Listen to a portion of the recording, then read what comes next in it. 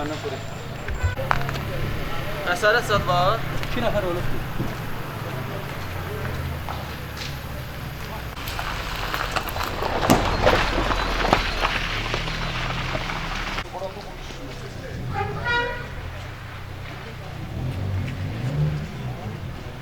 Bilmirəm.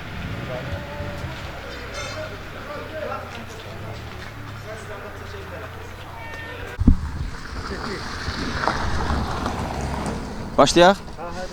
Bugün səhər saatlarından erməni hərbi birləşmələrinin atdığı daha bir raket qurğusu Gəncə şəhərinə, Əziz Əliyev prospektinə düşüb. Görürsünüz, ətrafda böyük bir fəsad yaranıb və yaşayış evi tam olaraq yararsız vəziyyətə düşüb. Ətrafda dayanan avtomobilə də ciddi ziyan dəyib və hal-hazırda proseslərin izlənilməsi ilə bağlı biz son məlumatları çalışırıq sizlərə çatdıraq.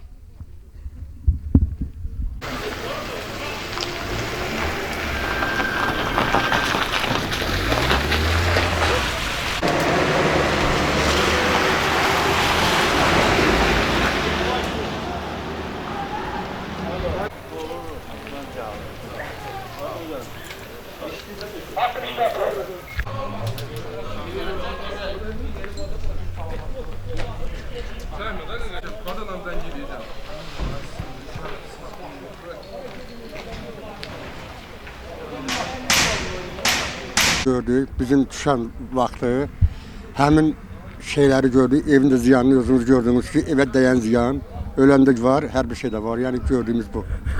Bu oldu yəni. Bəli. Nətər oldu yəni, uğultu səsi mi gəldi yoxsa necə? Uğultu gəldi, yəni bizimkilər göydə vurmuşdu.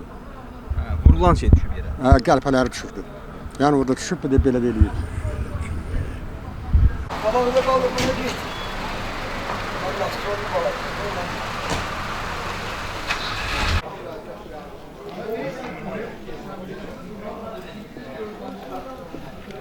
Çünkü gerçekten Birleşmiş Milletler bu görüntüleri görsün ve ondan sonra masaya oturun dedi.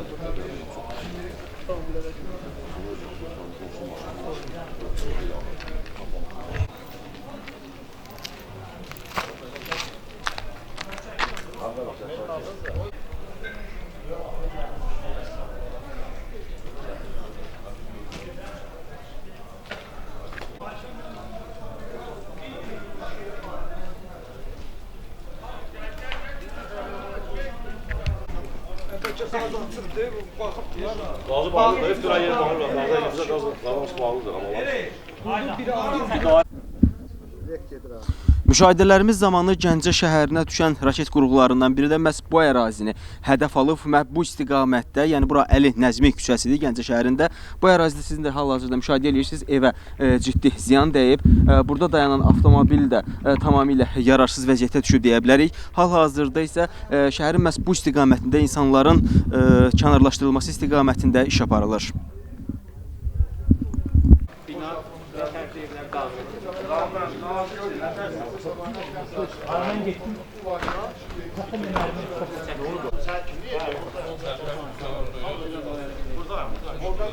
Oradan kişi kaldırarsa mənə gəlir.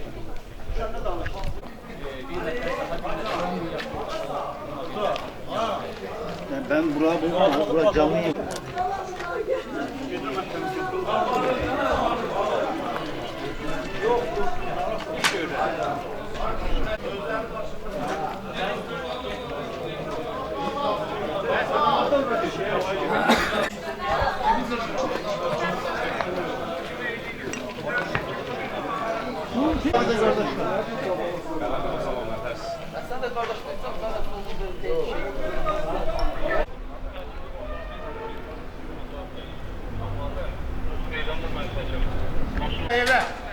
Evə girməyə məsləhət görmürəm sizə.